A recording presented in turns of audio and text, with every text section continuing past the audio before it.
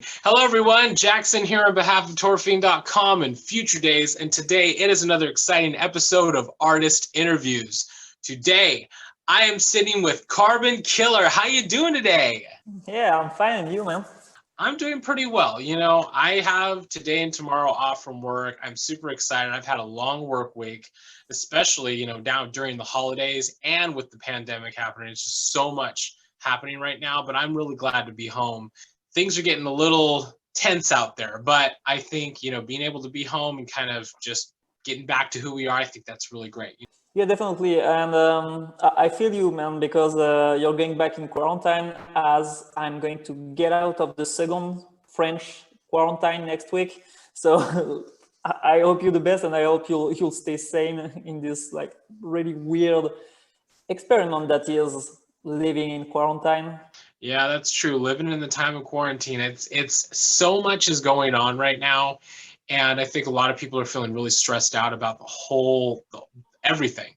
Everybody across the entire world is feeling the collective stress of this stuff.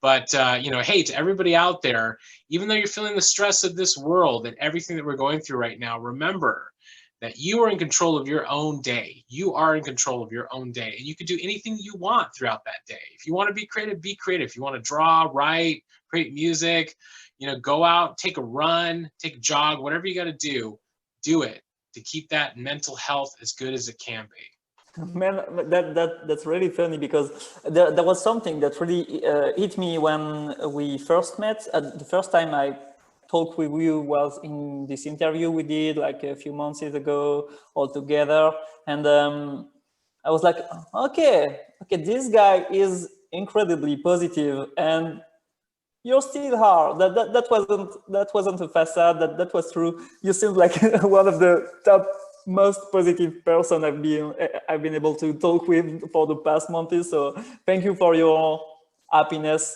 It's kind of communicative. Like you're really sharing like an happy vibe. That's really cool. Well, thank you so much. I do appreciate that. I'm me personally, the kind of person I am. I try to be as optimistic as I can about situations, and I know sometimes it can be hard. Especially when, we're facing down all this collective stress. But I do know deep down in my heart and in my soul that we will be out of this a lot sooner than we think that we will. It's always funny when you're standing at the beginning of the journey, you kind of go, man, this is a really long journey. But if you don't focus on the ending all the time, you'll realize you'll get to the end of the journey a lot faster. Yeah, definitely. Like when you're too cold and you start thinking about a moment you spend in a warm place and you stop being cold. That's kind of the same. Like if you don't focus about the length of the journey, it's faster to go to the end. Exactly. Like, especially even when you're working on music, it's like, when you create a song, right, you kind of go like, when you look at it at its beginning, it's like you have all this fun time enjoying the process of creating it, that when it's done, you kind of go like, wow, that really didn't take that long. You know what I mean? I mean, there are a lot of things that like we go back and we kind of fiddle with, when we're creating something. But I think like the journey of creating the song, it's like it's so fast, and we don't actually realize how fast it really is. And then before you know it, you have an album, and you go, well, I had just so much fun creating it. I didn't even focus on the end. I just did it, and now here it is. So this sentence is kind of offending to me because I spent 1 year on my last album because I'm really slow, and I'm pretty much the opposite of you for this one. Like when I finished a track or an album, I'm more like, whoa, it took me so long to write this music. So I'm pretty much at the opposite of what you're saying right now. But yeah, I can understand that for most people, it's like, whoa, it was so cool. I didn't see the time pass. Yeah. Well, I mean, that's the thing. It's like when you're writing something, you spend so many hours. Like if you're in a room, right, and you're writing something, it's just you in a room. You start on something at say like 12 p.m. You look up and now it's 10. It's 10 p.m. You go, oh my God, where did the time go? You just had so Yeah, much fun okay. doing it. But it's only at the end that you look back and you go, I spent 10 hours writing a track. That's crazy long.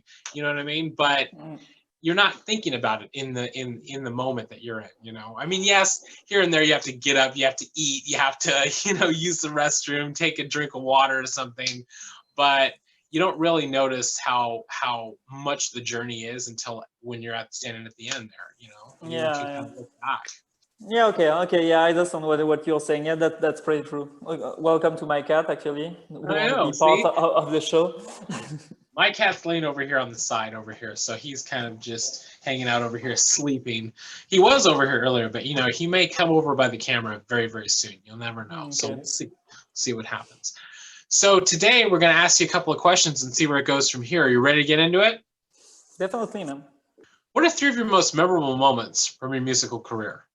There was a few really amazing moments, I guess. I was able to live so many stuff for the past 2 or 3 years with Carbon Killer. It's like I took normal life and years and I put them in a really short amount of time. You know, I did so many things during this time. So I guess the first time I played as Carbon Killer for it wasn't a trio at this time. It was for a show in Paris for Retro Synth Fury in 2017. It was at the end of the year, like November or December, and I played only a 15 minutes gig. Like that was crazy short, but the venue was absolutely full. There was like 600 or 700 people, and it was a really small venue, so that was insane. There were so many people stacked, and that was a really amazing moment, I guess. I'm going chronologically. When we shot and recorded our live album, which is called Midnight Mass, in July 2018. That was for a really big event, pretty close from where we're living in France, which is Bordeaux, a city from the southwest of France. And we played, that was the 4th gig as the live band, the trio band, only the 4th gig. And we played in front of maybe 2,000 people. That was crazy, so many people for this event. And we were closing a pretty local but cool festival. It was 1:30 a.m. so it was really late or really early, I don't know. We started at this time, and there were so many people, and people that pretty much didn't knew Carbon Killer, and if they knew Carbon Killer, they would have knew Carbon Killer as a solo act, because it was really new for the project to be a live band.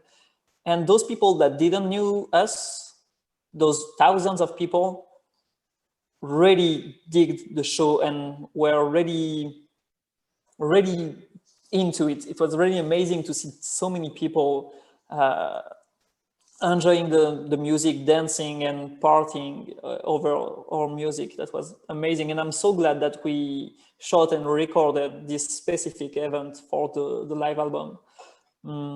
Yeah, that was a really good moment, I think. And a third one, actually, like a few days ago, we did some kind of weird online release party with Carbon Killer for the launch of our debut studio LP. And so we did this weird event on Twitch, Facebook Live and YouTube Live. And it was mostly casual chat and getting some guests on Zoom, talking with them during the live, playing some VR video game, talking about stuff, revealing the vinyl we are releasing, those stuff, and people were really enjoying that, and they were really communicative about how they were enjoying the stuff that we were telling them. And yeah, I think that was a really good moment. Those are some pretty awesome moments, like being able to get to do like, those first shows, right? Even though that first, that event was like only 15 minutes of you being able to play up there on stage. It was still, it's kind of one of those things where you kind of go like, leave them wanting more. You know, it's like you kind of get up there, you do 15 minutes. Yes, it's a really like quick set, but Yeah. after you're done, you get down and people go, I want more of this. I need Yeah. more of this. And then before you know it, you got them. You know, and then they'll come to your shows later on. They'll buy your albums. You know, they get whatever they have to get. You know, because they just want more of it. I think for a lot of artists out there, it's like you kind of go like, 15 minutes is not that long. But hey, it doesn't matter how small the show is or how, you know, little of time you get to play. It's like as long as you bring the thunder, you really bring the sound, Yeah. you really, you know, get that audience into it, they'll love you forever. They really will. You know, and it's like your journey has been pretty rad. I know with everything happening, it's kind of a different kind of journey now, because like what you were touching on about the album release party, it's like usually for an album release party, you know, you're throwing it at a club or a venue, or you're playing a show or something like that to celebrate the album, you know, and everything like that. Everybody's around, everybody's having drinks, talking, all that kind of stuff, listening to it. But then when you have to move it online, I mean, yeah, it's totally different, you know. I mean, but you could still connect. You're still connecting with people. You're still getting into the conversations and talking with people. But I think it's a little bit more one-on-one, you know, because people feel comfortable in their own little space, you know, ask you the questions where you can kind of like really respond to them one-on-one, instead of having to talk over everybody in a club, trying to make sure they hear you, holding your drink. You know what I mean? Yeah. I think it's pretty cool that you moved it online and you were able to have that moment with the fans and really kind of connect with them. Yes, what you said at first is perfectly true, because Carbon Killers was a project aiming for doing as much live performance as possible. Like, we were touring a lot. We were for some time probably one of the most touring band in the world, with obviously Carpenter Brut and Perturbator and the really top tier one. But we did like 70s show last year before the COVID and stuff. So we used to tour a lot because we were focusing on that. That was the strategy for Carbon Killer. So when COVID happened and I was like, okay, I never really dig into building an online marketing strategy. I'm not really big on streaming platforms, all that stuff, but I need to do something because I don't know for how long my main strategy will be unavailable.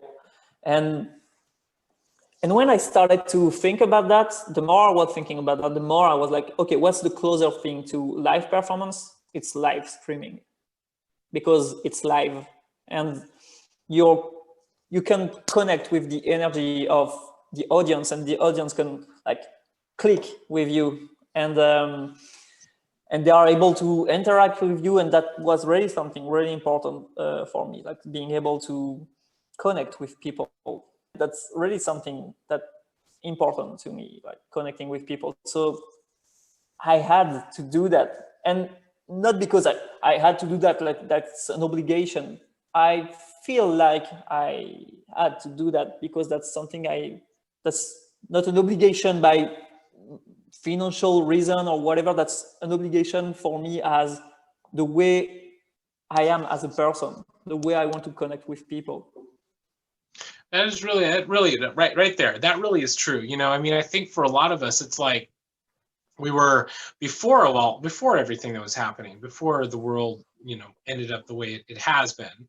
We were like playing shows, we were performing, we were going to clubs, we were DJing, we were doing all this stuff, right? It was like go, go, go, go, go, go all the time. And then this happened and it kind of slowed everything down.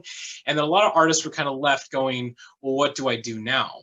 Well, guess what? The world of live streaming, like a lot of people really weren't doing it as much. You know, the live stream aspect, you just saw live streams happening here and there for artists and stuff like that. But majority of it was like video gamers and people who were doing that stuff on live streams. And now all of a sudden, artists and musicians and DJs have shifted to that online platform for live streaming so they can keep that entertainment going. So I think you're right. It's very vital for a lot of people who want to be creative to shift their vision to that online platform. I think for anybody who wants to perform or do anything that they want to show other people, live streaming is the way to go, especially now in the time of this. And I think for a while, it's going to continue to stay on that trajectory. because, you know, as far as getting back to normal, like, let's be honest, we're not ever getting back to the normal that we remember right away. But I think this is going to be around for a while. Do I think live shows are going away anytime soon? Hell no. I think live shows, when we can do it safely in the right atmospheres, it's going to be back amazingly. It's going to be big when it comes back. But until then, the way to connect with the fans and the audiences out there and the people who want to hear this beautiful music that you create is through live stream. So I think it's great that you guys are doing that. And I think it's really awesome that you're bringing that live music aspect to your listeners out there, because seeing you guys on your live stream, the last time I saw you when we were doing the Space Jams thing, that was really amazing. Like, seeing you guys perform and do your set, like, it was really great stuff. You know, and you really brought that whole show aspect, that whole show feeling to a live stream, which I think was really great. Yeah, and be prepared, man, because we recorded like we pre-recorded something for an upcoming online event, because for technical reasons we weren't able to really make real live for this specific stuff, and it's going to be really cool, I think. Well, I cannot wait for it, and I think it's going to be amazing once it drops, because I'm looking forward to that. What would you say is your favorite musical release that you've worked on? My favorite Carbon Killer release, just to stick to CK, will be like the last album, the Arson, because I really enjoyed making this music that kind of pushed the boundaries of what synthwave traditionally is, I guess, by mixing stuff from trap music, gent music, post rock, mixing all those weird influences to the music I made in this other, like the normal Carbon Killer music, more synthwave-ish, dark synths, I don't know. Was really interesting to do. Like, I really enjoy doing that, and I love the way the way it was produced. I think like the production is really interesting. It's quite well mixed, and it was mastered by Volkor, which is like an amazing sound engineer. So that's very cool. I was the live stage guitarist of Volkor in 2018, and working for Volkor was amazing, because I'm a huge fan of the music he's making. I'm a huge fan of the human behind this project. I really find that this person is amazing. We have the chance to kind of live not that far away from, it's like from a smaller town near Bordeaux, the town I'm living in. And so I'm really lucky to be able to say that it's kind of my friend, and I was able to work with his music because it's really amazing. That was amazing to work on This Mean Wars on stage, being able to play like this crazy solo on the guitar. And we were actually opening for Carpenter Brut at this time, so that was a really amazing event globally. But being able to work with Volkor was really amazing. That's amazing right there. You know, like, yeah, you're right. I am a huge fan of Volkor X. I love his music. It's really great. It's got a lot of, like, you know, feeling behind it. A lot of, like, just it's that intenseness behind his music. You know what I mean? And your music as Carbon Killer, hands down, to me it's very visceral, very like raw. You know, you can really get that electronic, that really nitty gritty of that electronic feeling down. I love how in your newest album VR Sun, it was like you had those elements of dark synth in there, but also you have you have the synthwave elements, but you also have the video game elements. You also have the atmospheric, like, universe kind of like space sounding elements, but also just that, like, dare I say, scraping like the center of the earth, just bringing those like electronic sounds like deep into the brain, which I really just love. I mean, your music, like your journey of music, like over the years that I have seen, it's like you fluctuate, you know what I mean? And you experiment with a lot of different elements of music. But I think what makes your music so great is that you have those different influences that you play off of.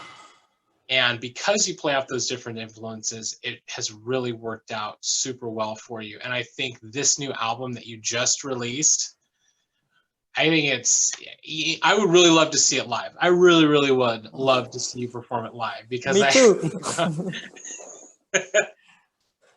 because it is just so good and it's very intense. It's very intense. Like if listening to it, you're right.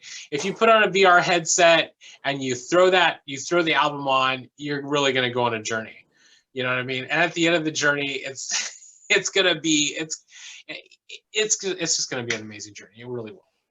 Thank you very much for those words, and that's really appreciated here. Thank you very much. And I noted a specific word you used, like you said, like gritty, and to talk about the sound of Carbon Killer, especially this album. And you couldn't be more accurate because gritty is an English word, and I didn't stop saying in both French and English in the same sentence to the keyboardist from Carbon Killer that was kind of working on the mix and some arrangements. I was like, man, you need to make it grittier, like tweak this bass, it needs to be grittier, And I was saying this sentence in French English, like, cette basse doit être plus gritty, which is like this bass need to be grittier. And I was like using gritty for speaking with English word to express what I wanted to say.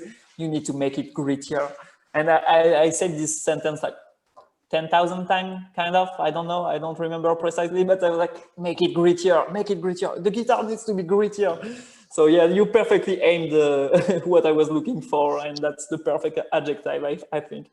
Exactly right there. It's like, scraping the ground, just scraping it as hard as you can, just with, like getting those raw, like that raw electronic, like, dynamic feeling from it. And I think when you dig deep and you go into your soul and you kind of go, how gritty can I get this? Think of that and then go even more. You know what I mean? That's that right there. You know what I mean? Because it's you're getting that music where you kind of go, it pulls all these different elements, but at the same time, you really feel like it's something you can fight to, but you can also dream to, if that makes sense. Yeah, it's perfect. Exactly. What was the drive behind getting you into making music and performing?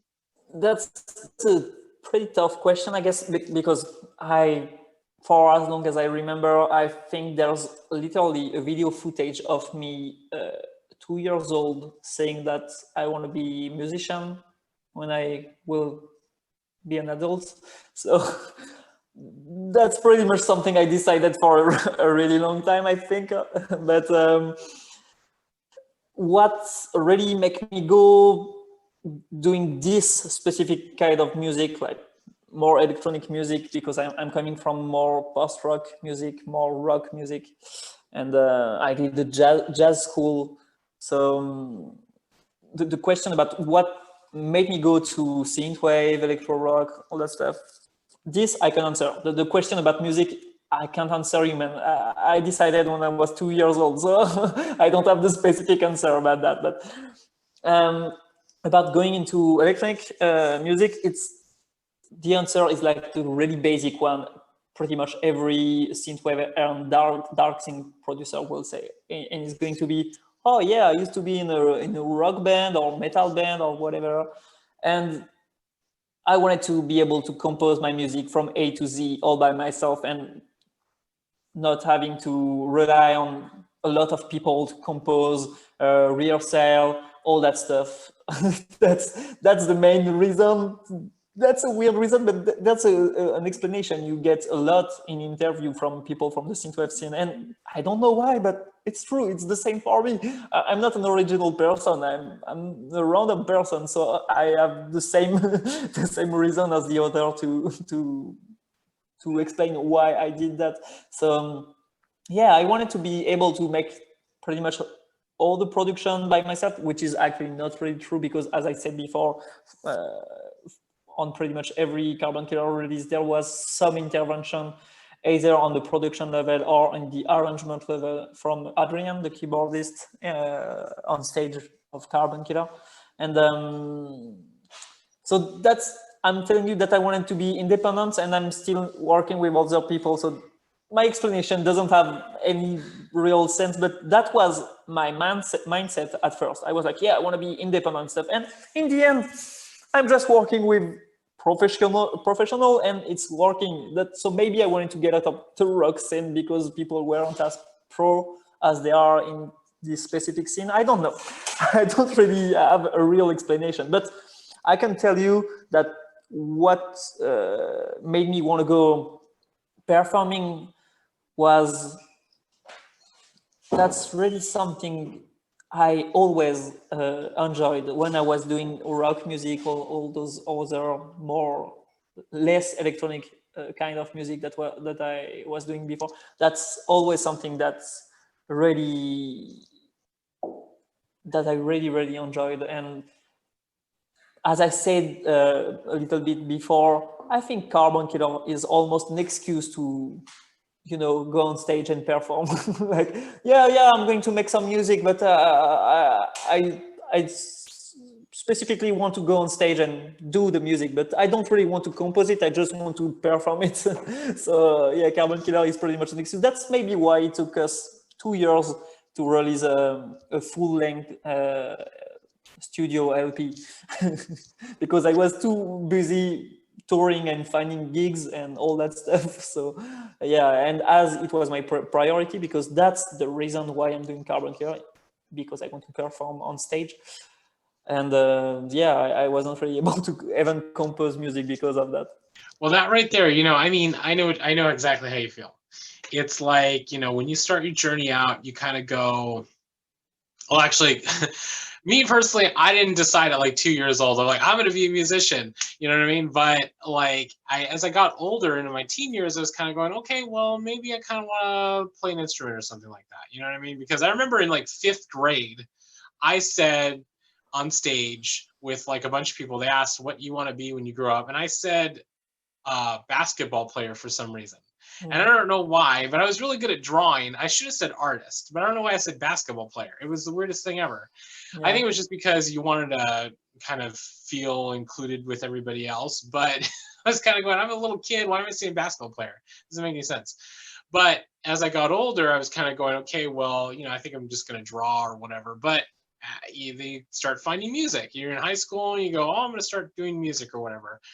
And I think I agree with you. You kind of start doing music, you kind of go, well, I want to start playing live shows, because you kind of get this feeling of like, oh, I want to do something live. I want to show my music to the world in some way that you can kind of give audiences that feeling that you're feeling too.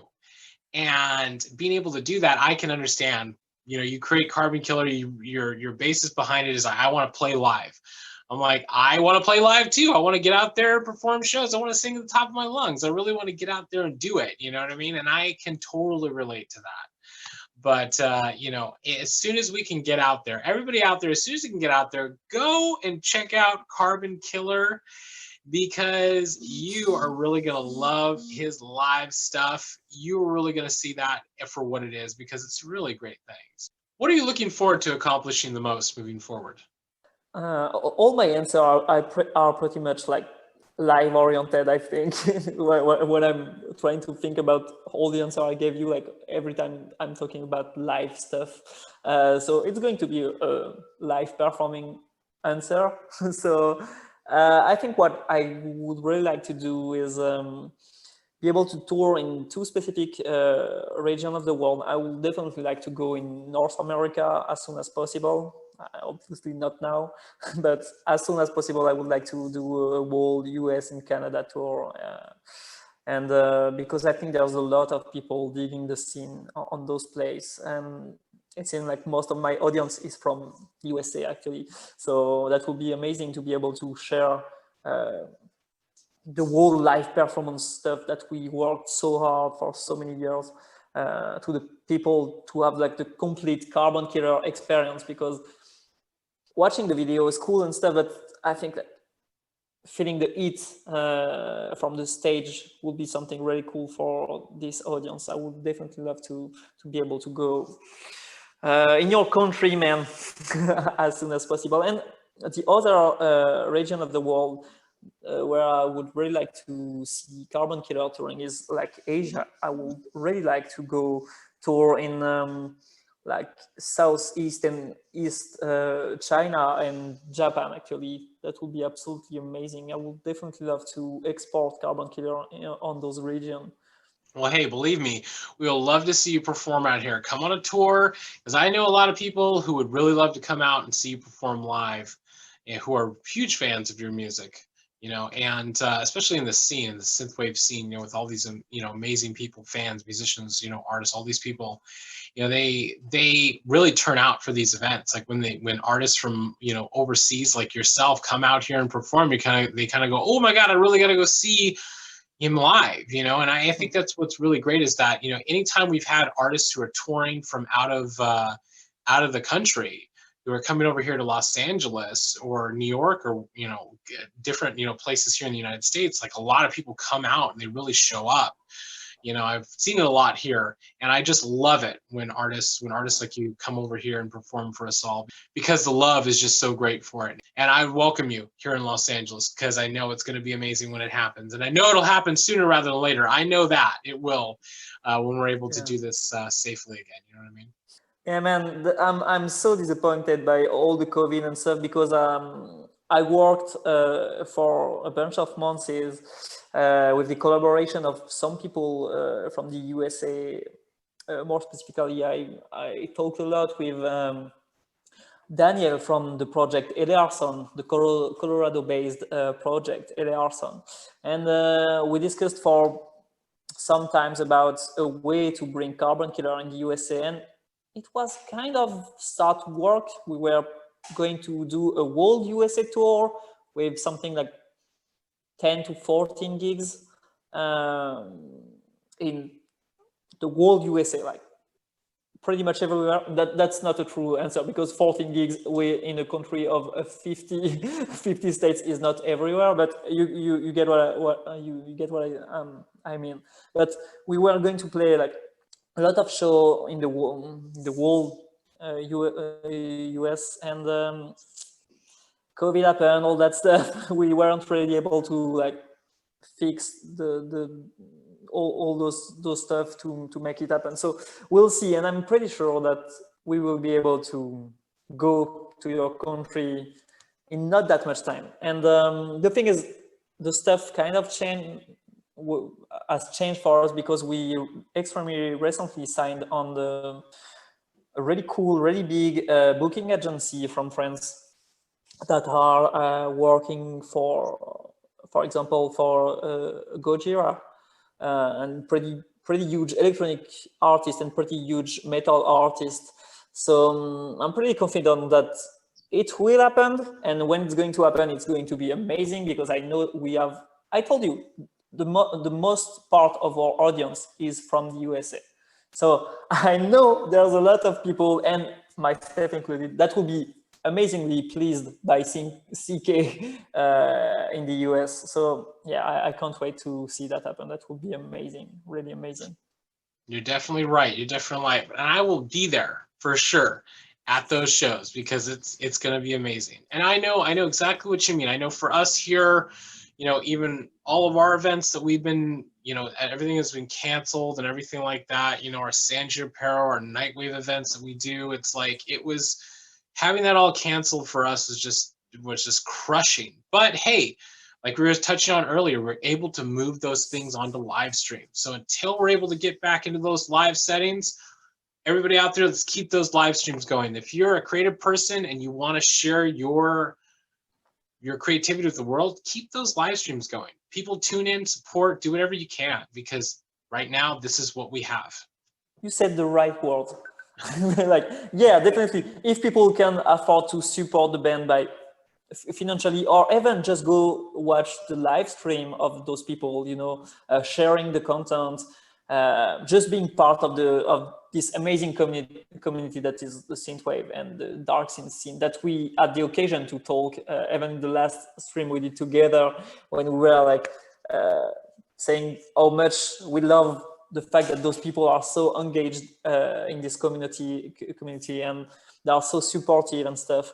So yeah. And believe me, this scene has a lot of amazing people. It does. A lot of amazing artists like yourself, a lot of amazing musicians. So thank you for continuing to create and build and grow. What positive message would you give your fans out there? In such difficult time, it's hard to have like the perfect positive message to say, but I will like try to be inspired by the fact that you're so positive as a person. So I'll say that keep your heads up. In the end, at some point, everything will be all right again, and we'll be able to enjoy everything again. So just be patient. I know how hard it is because I'm someone that is actually not really patient. So I feel you, but yeah, just try to keep your head cool, and I think at some point we'll party all together and it will be all right again. Exactly, right there. Wise words, everybody, right here. Keep your head cool. Keep cool. You know what I mean? I mean, right now, it's like there's a lot of intense things happening every single day, a lot of things that we have to take in. And, you know, yes, with the internet comes information from all over the world. And with social media, it can be really challenging sometimes because you're trying to keep yourself in a positive mood, but then you read things and you go down those rabbit holes sometimes. And yes, it can be a lot to shoulder, but sometimes remember, actually, you know what? Remember, everybody out there, remember, you can shut that off anytime you want. You can put your phone down. You can turn the computer off. You know, or you can disconnect the internet. Whatever you need to do to kind of get back to how you want to feel, you can do that for yourself right there. If you want to dive into music, dive into music. Get inspired by the things that are going on in the world. Get inspired by your favorite artists. You know, whatever you can to keep yourself motivated and keep yourself positive, do it. Go for walks. Go outside, water your plants, see nature. You know what I mean? Those things are still free. They haven't been taken away from you. You can still go and do those things, you know? And yes, I know sometimes it can be hard, but if we stay positive and we keep focused, we can really accomplish some amazing things. We really can. So to everybody out there, I want to say, keep your head cool right here, just like Carbon Killer. Keep your head cool, you know? Thank you so much for taking the time to sit down and do this interview today. Thank you to everybody who took the time to watch us have this conversation. If you like this video, be sure to like and subscribe to our Fiend YouTube channel, as we have many more awesome artist interviews on the way, just like this one with Carbon Killer right here. So thank you so much, and I look forward to seeing you again very, very soon. Yeah, thank you very much, man. Thanks for the invite. And I'm kind of disappointed I didn't saw your cat during the event, but yeah, that's for another time.